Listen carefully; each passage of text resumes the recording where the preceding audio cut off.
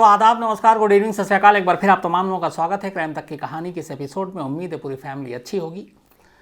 कहानी सुनाऊं उससे पहले आपको अपडेट दे दूं। फिल्म एक्ट्रेस अनन्या पांडे से आज लगातार दूसरे दिन एनसीबी ने पूछताछ की।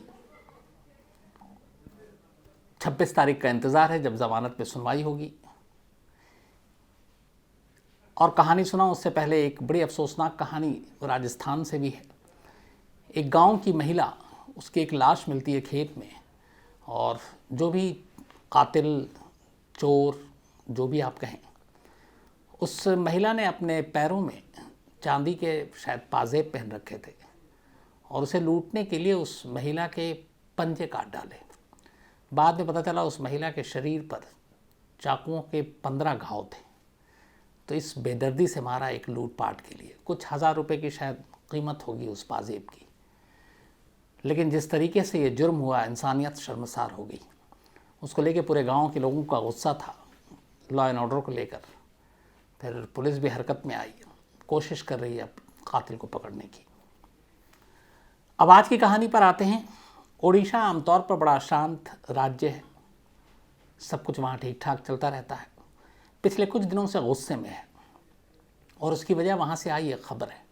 सोशल मीडिया पर लगातार ये खबर सुर्खियों में है, क्योंकि बात एक 24 साल की फीमेल, एक 24 साल की महिला टीचर के कत्ल की है।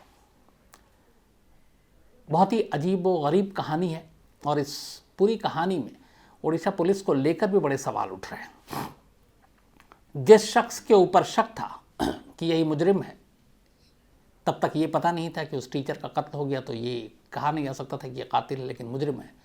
पुलिस उसे उठा लेती है, थाने में रखती है, और उसके बाद इतना हाई प्रोफाइल केस, उसके बावजूद वो शख्स पुलिस थाने से भाग जाता है और फिर तब पकड़ा जाता है जब लाश मिलती है।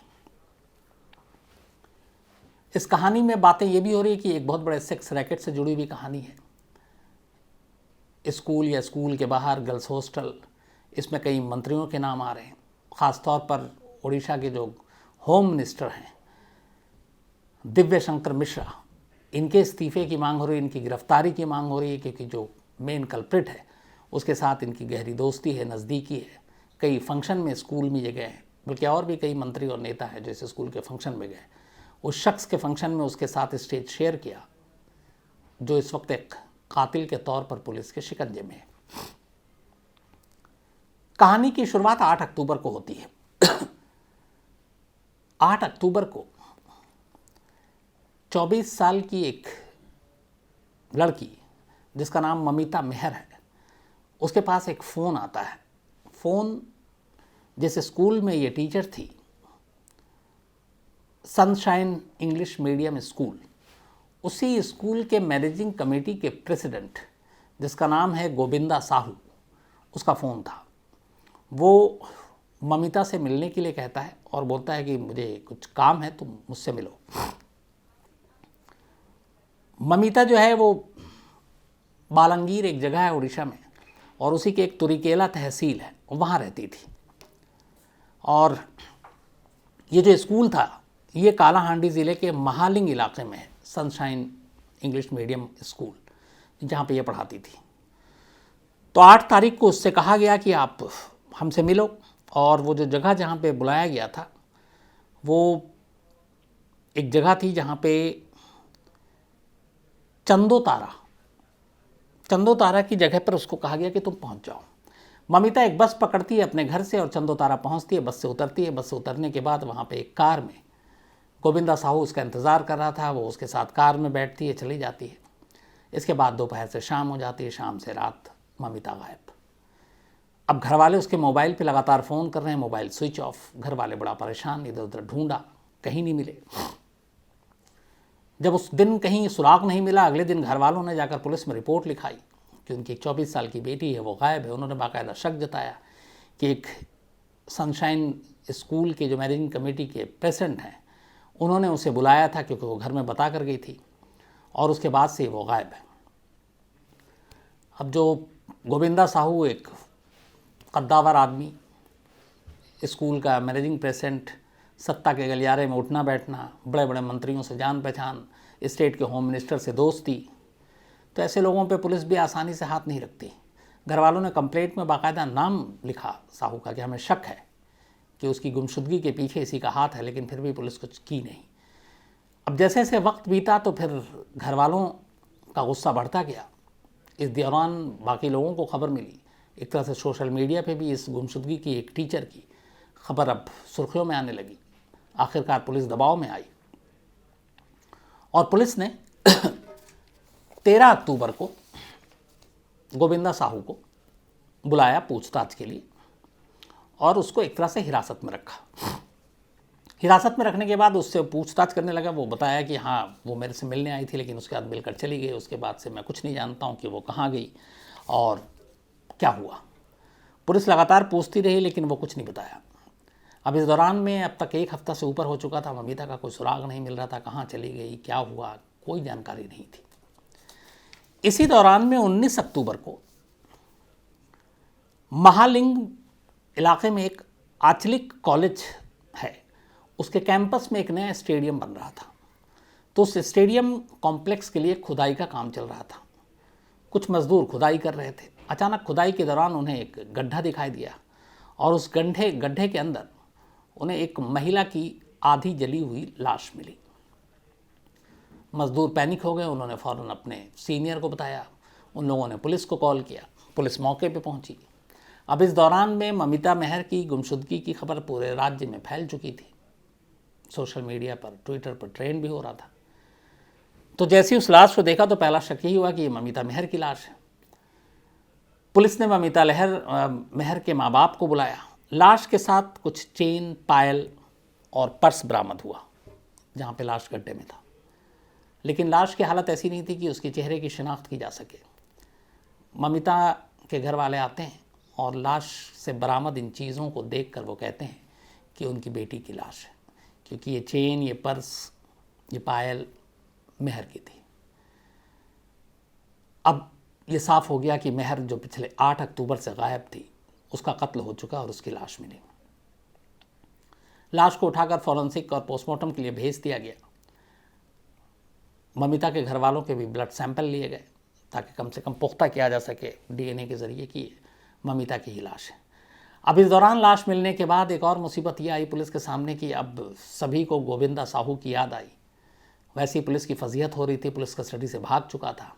अब पुलिस क्या करे, उसे लगा कि बहुत ज़्यादा पब्लिक का गुस्सा भी है।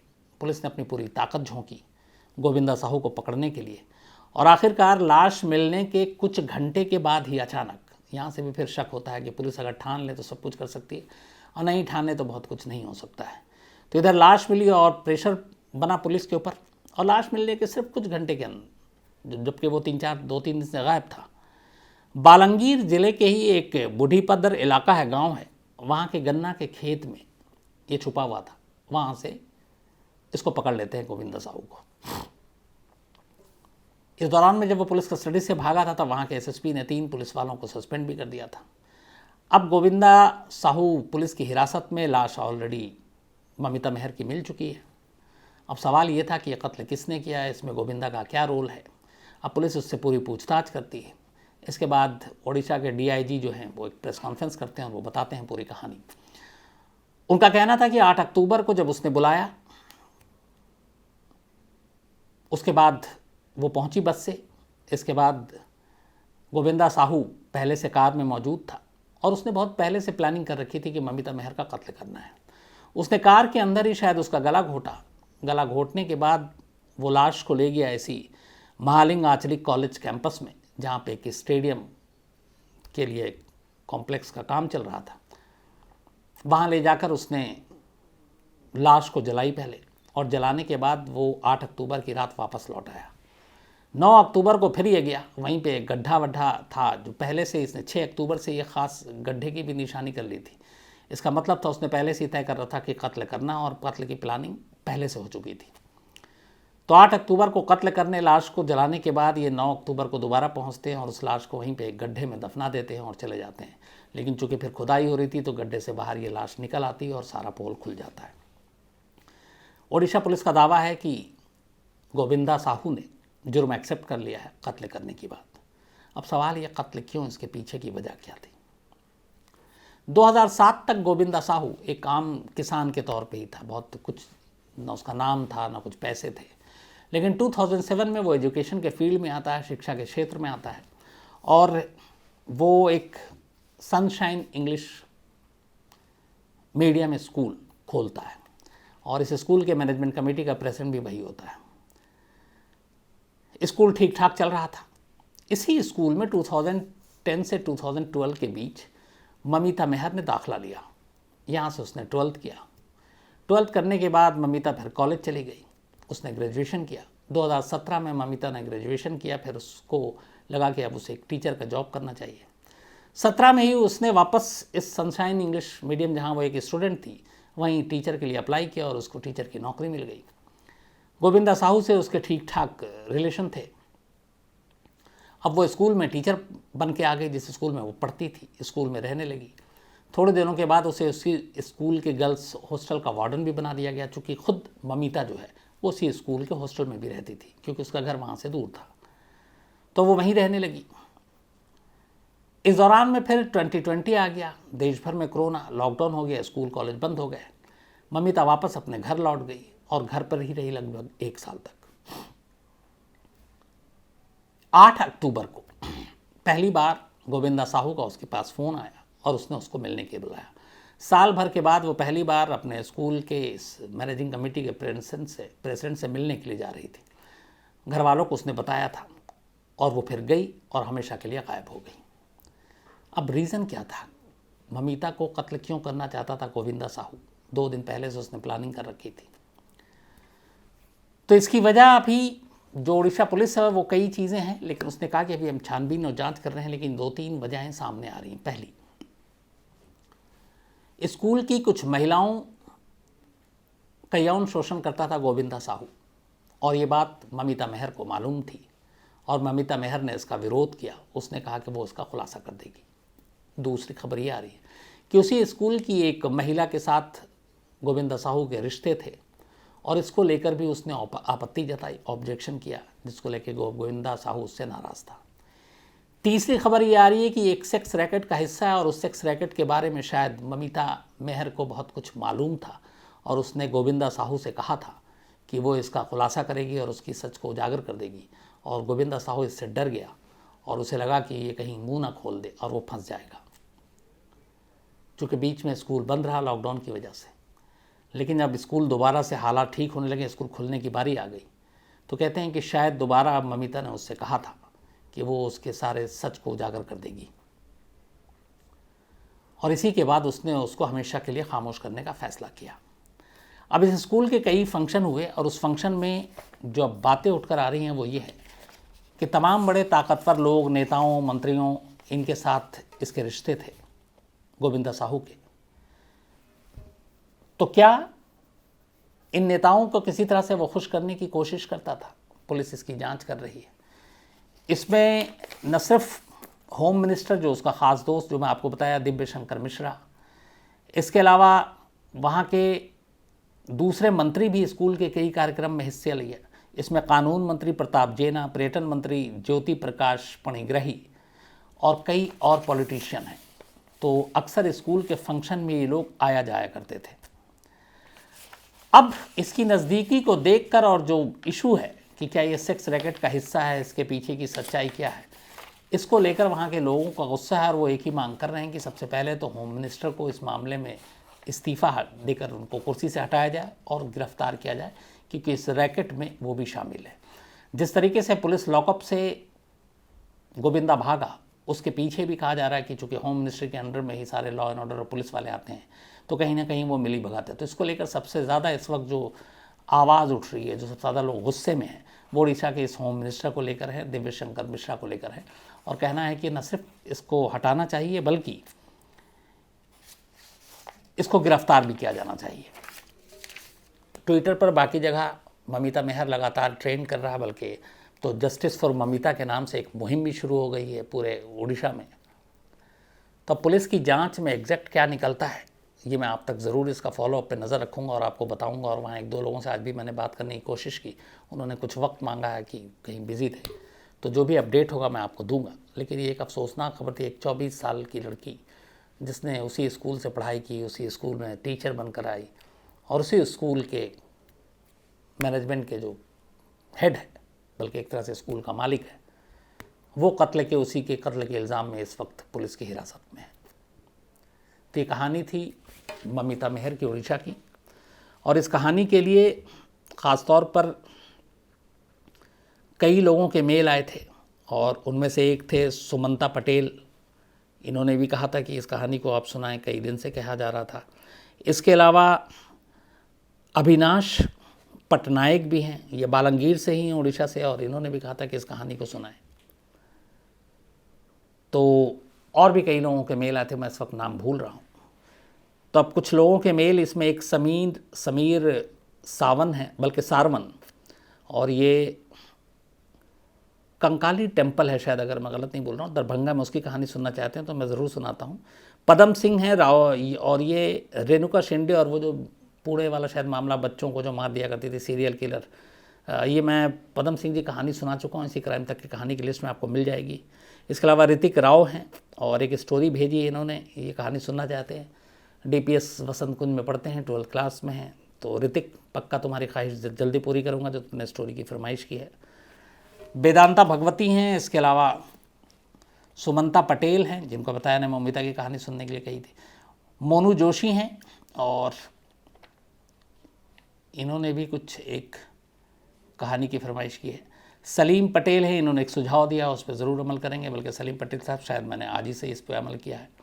सैफ़ी खान है गोरखपुर से। इसके अलावा रजनी शर्मा हैं, इन्होंने एक अच्छा मार्मिक सा मेल लिखा है एडॉप्ट और जो बच्चों के लिए, और जिस तरीके से कोरोना काल में बहुत सारे वो हुए, मैं इसका आपको डिटेल में रंजीत जी जवाब भी दूंगा और कभी कहानी के ज़रिए भी इसको लोगों तक पहुंचाऊंगा। इसके अलावा अविनाश पटनायक हैं, मनोज गुप्ता हैं, और ये लता मंगेशकर यानी कि लता दीदी की कहानी सुनना चाहते हैं, ये भी एक अच्छी कोशिश होगी। सोहम पटेल हैं, इन्होंने बेल के बारे में पूछा है। मैं बेल के बारे में बहुत कुछ बता चुका हूँ, लेकिन एक बार फिर से आपको बताता हूँ किसी दिन। इसके अलावा संदीप साफकार हैं, और मैं भूल गया था कि आज जन्मदिन भी है कुछ लोगों का, तो चलिए कोई बात नहीं, उल्टा कर देते हैं। रविकांत यादव हैं और इलेक्ट्रिकल इंजीनियर हैं, और इनका जन्मदिन है। तो रविकांत यादव, हैप्पी बर्थडे। इनके फादर पुलिस में, और इनका ये कहना है कि उन्हें अपने पिता पे बहुत गर्व है। हर बच्चों को अपने माँ बाप पे गर्व होना चाहिए, और आपने कहा तो मुझे खुशी भी हुई, अच्छा लगा। तो हैप्पी बर्थडे रविकांत। इसके अलावा बंधन डोगरा हैं, और ये लद्दाख मिलिट्री बेस में हैं, इनका जन्मदिन है। तो हैप्पी बर्थडे बंधन डोगरा जी। और इनके दोस्त सूरज यादव जी ने भेजा था। इसके अलावा सुजाता कौर के हस्बैंड जो है, इन्होंने शायद ज़्यादा खुशी में अपने पति का ही नाम नहीं लिखा, बट इन्होंने कहा कि मेरे हस्बैंड का बर्थडे आप विश करेंगे तो अच्छा लगेगा। तो सुजाता कौर जी, आपके पति को बहुत बहुत बधाई, हैप्पी बर्थडे। वो हमेशा अच्छे रहें, खुश रहें। अगली बार आप नाम ज़रूर लिखिएगा। अशोक सचदेव हैं, और मेलबर्न ऑस्ट्रेलिया से। इनके पोते का बर्थडे और मैं मिस कर गया था 19 अक्टूबर को, तो अशोक सचदेव जी, माफ़ी के साथ बिलेटेड हैप्पी बर्थडे आपके पोते के लिए। इसके अलावा आज रीवा का भी बर्थडे है, तो हैप्पी बर्थडे रीवा। डॉक्टर राज बड़ेकर साहब ने भेजा है ये। इसके अलावा ज्योति हुडा का आज जन्मदिन है, तो हैप्पी बर्थडे ज्योति जी। मनोज कुमार जी ने भेजा है, इनकी पत्नी है। गौरव रजनीश वघेला का जन्मदिन है, तो हैप्पी बर्थडे गौरव। इसके अलावा धनंजय यादव का भी जन्मदिन है, हैप्पी बर्थडे धनंजय। और विक्रम मच्छंदर नाथ काले, औरंगाबाद महाराष्ट्र से, इनका भी जन्मदिन है। तो विक्रम साहब हैप्पी बर्थडे, हमेशा अच्छे रहें, खुश रहें। तो आज कहानी में इतना ही। अब आपसे मुलाकात होगी कल रात 9 बजे किसी नई कहानी के साथ। तब तक अपना ख्याल रखिएगा। Thank you very much.